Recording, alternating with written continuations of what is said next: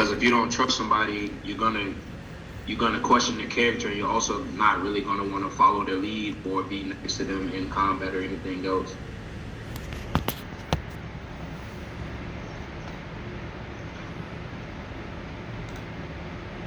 Okay. What about character?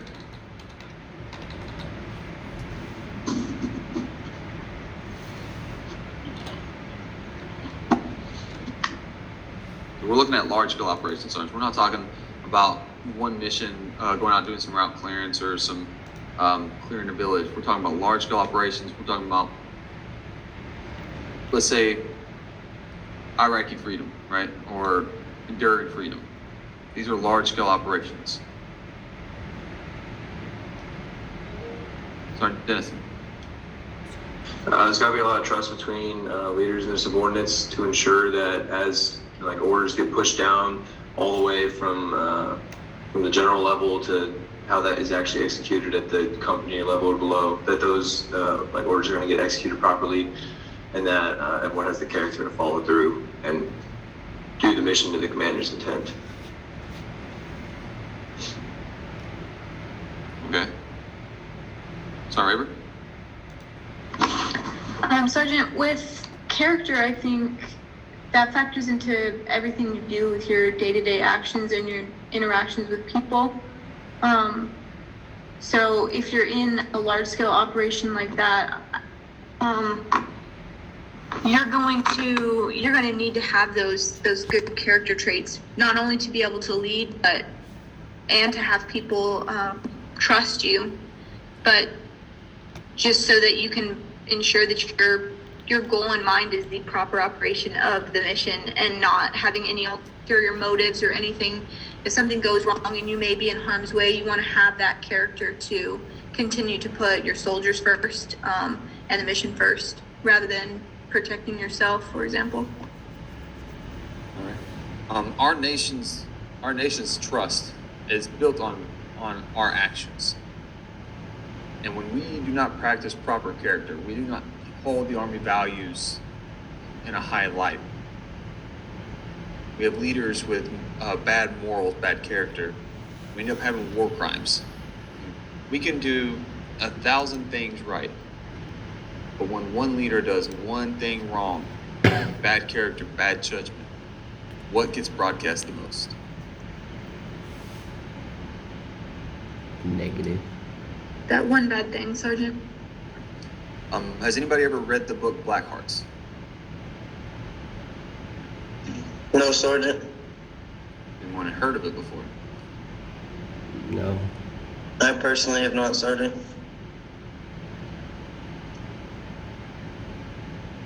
I've heard of it, Sergeant, but I have never read it. Okay. The book focuses, it's a true story. It focuses on the 502nd from 101st, Fort Campbell, during their deployment in which some war crimes were committed.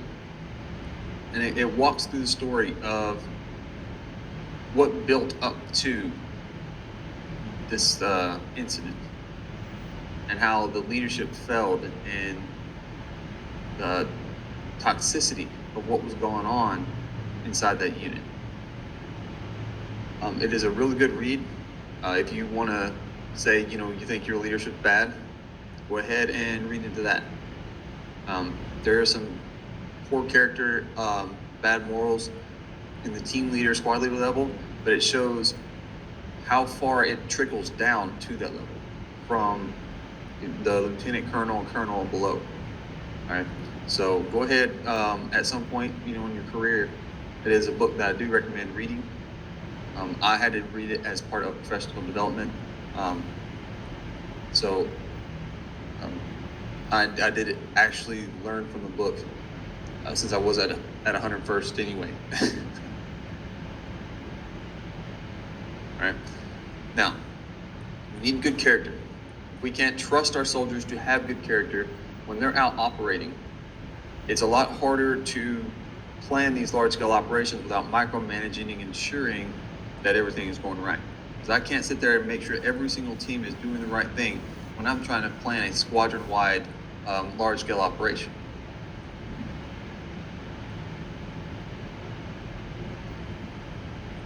And so mission command has to be able to do their job. And we can't micromanage every single platoon, every single small team. So our profession has 5 essential characteristics, or what we know as the pillars of the armored profession, the foundation, right? Foundation is a strong word. What does the foundation mean?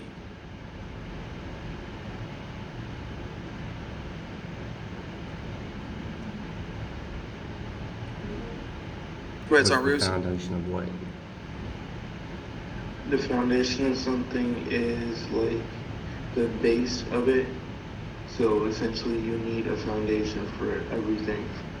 Like for the army, for like the house, so yeah. Sergeant Corley.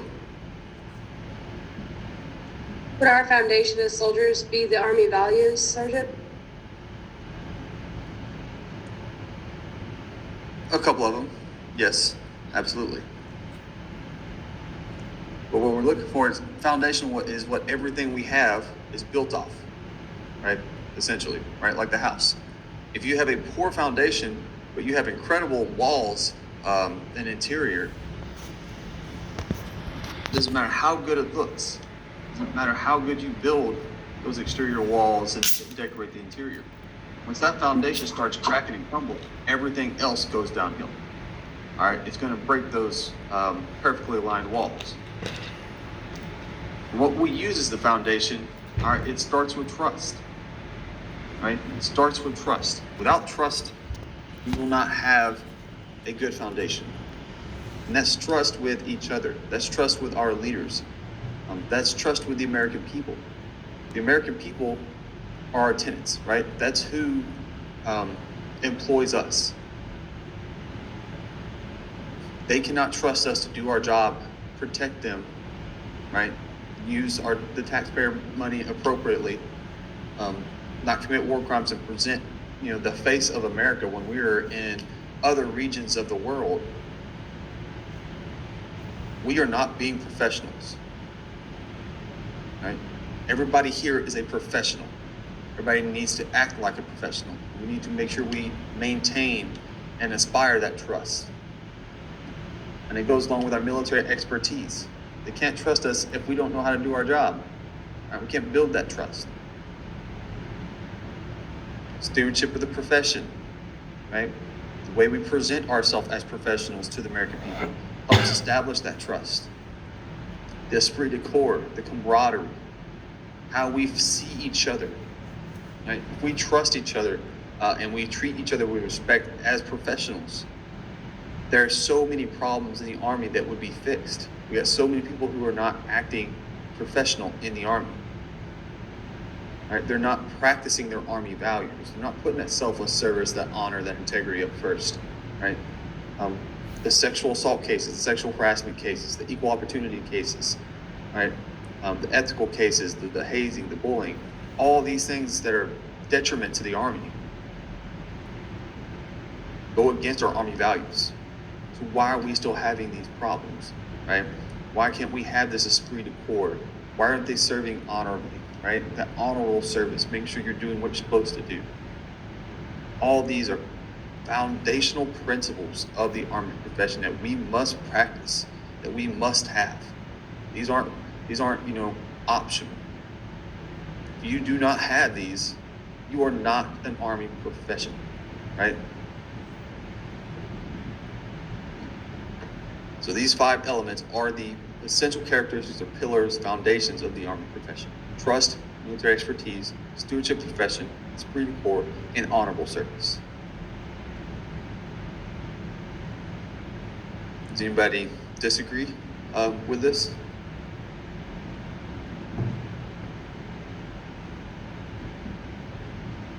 No, Sergeant.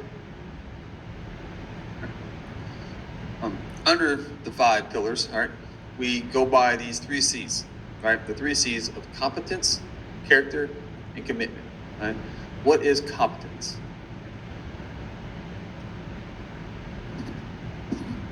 basically be understanding of something.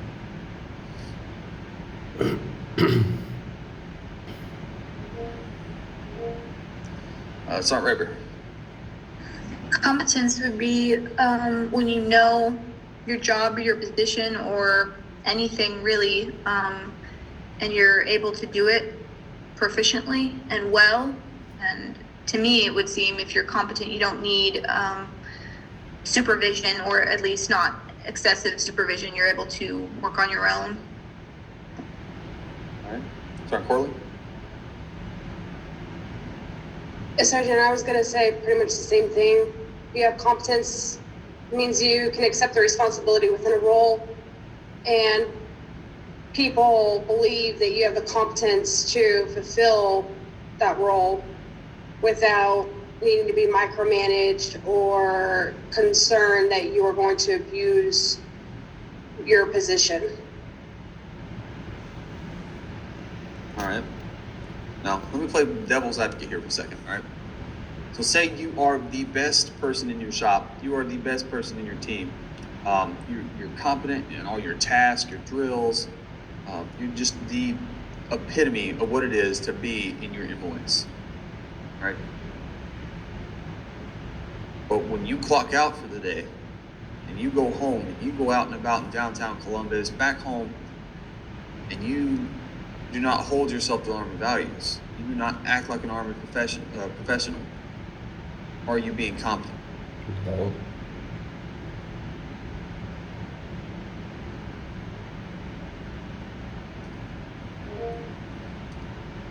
Sergeant Crowley. I would say no, Sergeant. Being a soldier, everything that the Army stands for is not just while duty hours, but off duty hours. And you have to have competence to uphold those no matter what time of day or where you're at.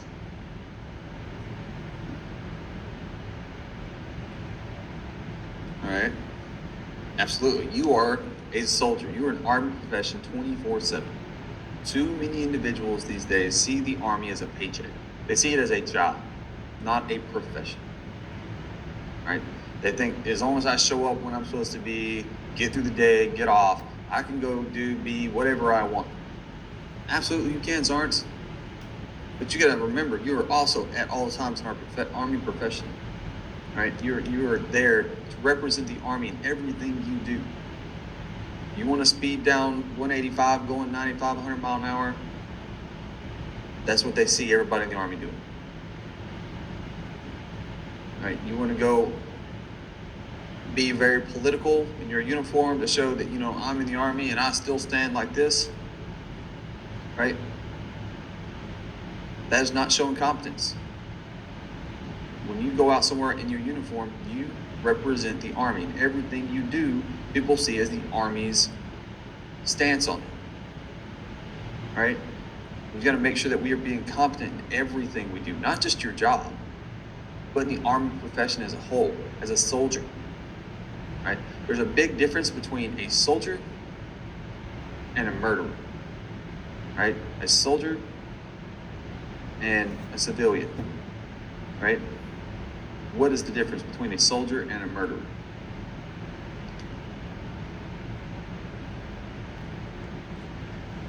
A murderer kills Sergeant Corley. because they're angry. Soldier defends.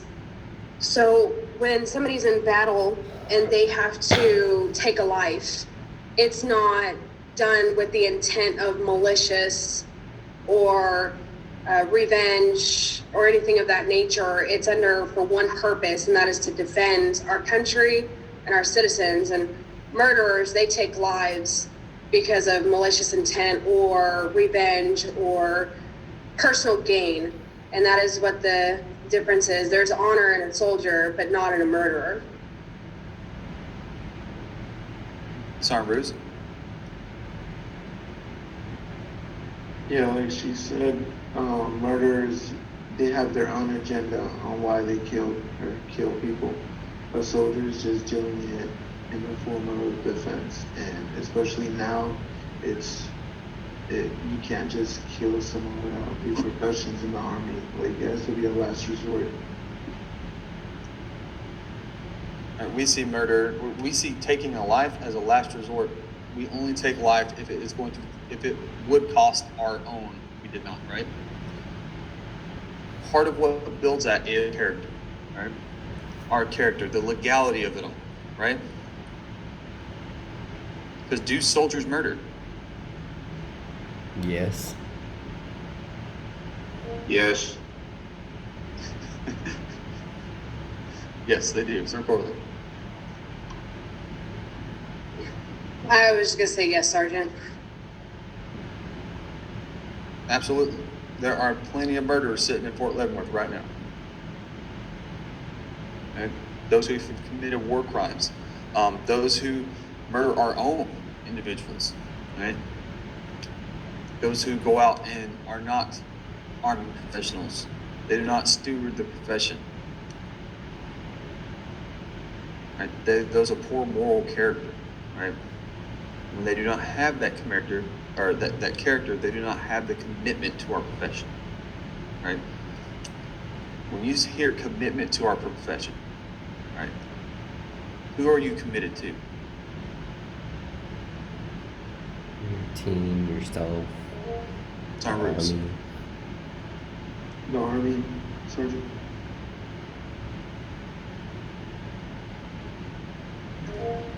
Sorry, Corley? And to the people, Sergeant, of this nation. All right. So then why is it that when we talk about commitment, being committed to the army, to the American people, when we think of loyalty, we think of those to our left and right?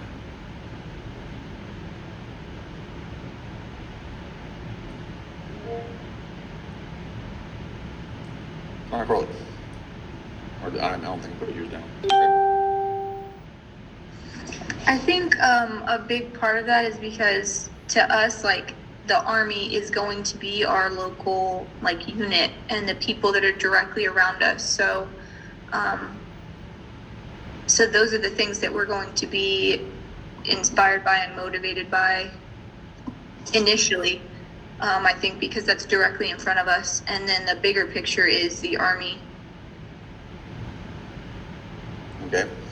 But why doesn't the army come first?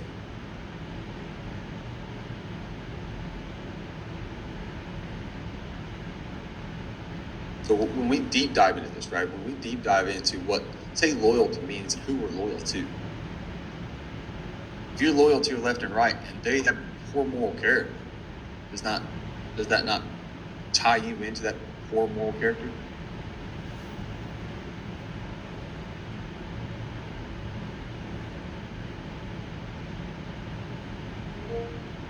Sorry, Corley? It does, Sergeant, if you don't say anything, if you don't intervene that bad behavior.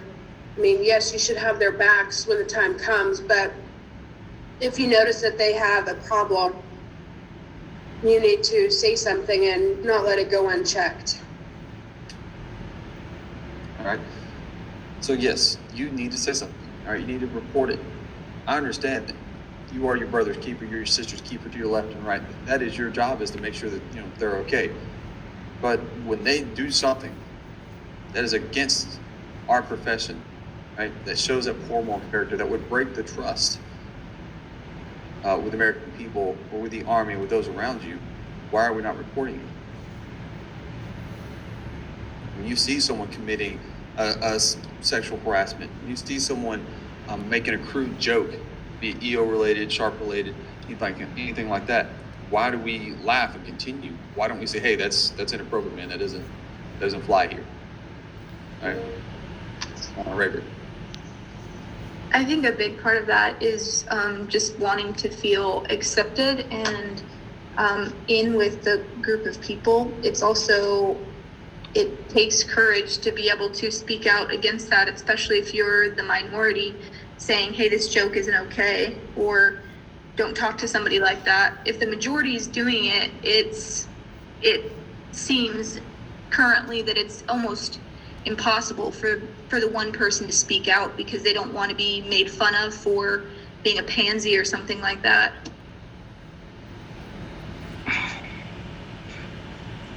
That's a